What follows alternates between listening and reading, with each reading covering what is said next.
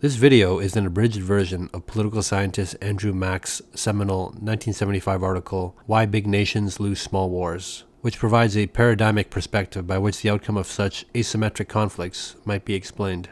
Why are asymmetries in structure important, and what do we mean by asymmetry in this context? We must first note that the relationship between the belligerents is asymmetric. The insurgents can pose no direct threat to the survival of the metropolitan power because they lack an invasion capacity. On the one hand, the metropolitan power poses not simply the threat of invasion, but the reality of occupation. This means that for the insurgents, the war is total, while for the external power, it is necessarily limited.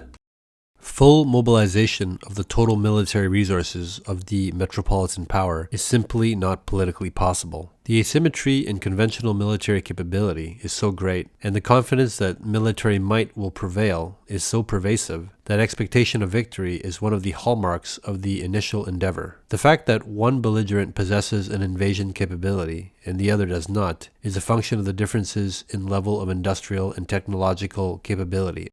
The asymmetric relationship is thus a function of the asymmetry in resource power. The insurgents, faced with occupation by a hostile external power, are able to capitalize on the powerful forces that political scientists call nationalism. What this means essentially is that disparate and sometimes conflicting national groups may find a common unity, a national interest, in opposing a common enemy. Clausewitz noted that war only approximated its pure form when a grand and powerful purpose is at stake. Only then will the full mobilization of national resources become a possibility, and only then will the diverse and sometimes conflicting goals that various national groups pursue in peacetime be displaced by a single overriding goal, the overthrow of the enemy.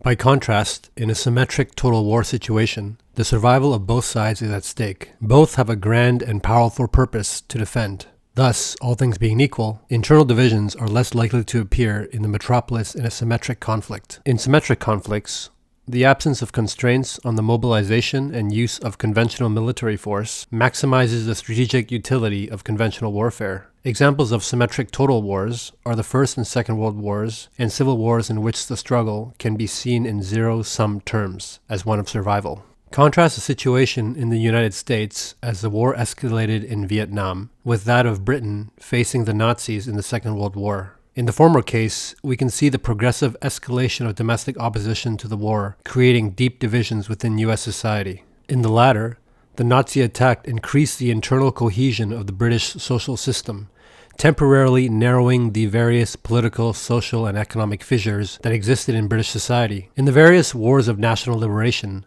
we see precisely the same process in the formation of popular fronts. The process of political attrition of the metropolitan power's capability to continue to wage war is not the consequence of errors in generalship, though these may well occur. Rather, it is a function of the structure of the conflict, of the nature of the conflictual relationship between the belligerents. In situations where the war is perceived as limited because the opponent can pose no direct threat to the homeland, the prosecution of the war does not take automatic primacy over other goals. Factions within the government, bureaucracies, or other groups pursuing interests compete for state resources. By contrast, in a situation of total war, the prosecution of the war takes automatic primacy above all other goals. Controversies over guns or butter are inevitable in a Vietnam-type conflict, but inconceivable in a total war situation. Guns would get automatic priority. In contrast to the total war situation, advocates of a limited war have to compete with resources, human, economic, and political, over other interest groups in the metropolis. Clearly, if the war is terminated quickly and certain benefits are believed to be accruing from victory, as in the case of the many wars of colonial expansion, the potential for divisive domestic conflict on the war issue will not be realized. Thus, if the insurgents are to win, the first step is that they must not lose. The direct costs the insurgents impose on the external power are the normal costs of war, troops killed and material destroyed. But the aim of the insurgents is not the destruction of the military capability of their opponents as an end in itself. Direct costs only become of strategic importance when they are translated into indirect costs. These are psychological and political costs, and their objective is to amplify the contradictions in the enemy's camp. In the great power metropolis, a war with no visible payoff against an opponent who poses no direct threat will come under increasing criticism as battle casualties rise and economic costs escalate. Obviously, there will still be groups in the metropolis whose ideological commitments will lead them to continue to support the government's war policy. Others may support the war because they have material interests at stake. But if the war escalates dramatically, as it did in Algeria and Vietnam, it makes a definite impact on the economic and political resources which might otherwise have been allocated to, say, public welfare projects. Tax increases may be necessary to cover the costs of the war, a draft may be called, and inflation will almost certainly be a byproduct. Such costs are seen as a necessary price when the security of the nation is directly threatened, but in a limited war, it may not be clear to those groups whose interests are adversely affected why such sacrifices are necessary. Moreover, the necessity for the sacrifices involved in fighting and risking death will appear less obvious to the conscripts and even the professional soldiers when the survival of the nation is not directly at stake. American soldiers fought well in the Second World War, but the last years in Vietnam were marked by troop mutinies, widespread drug addiction, high levels of desertion, and even the murders of overzealous officers intent on sending their men out on dangerous patrols. This, in fact, led to a strong feeling among senior U.S. Army officers that it was necessary to get out of Vietnam before morale collapsed completely. It is impossible to explain such a dramatic deterioration of morale within the Army and the massive opposition to the draft without reference to the type of war being fought. There is also the question of the morality of the war.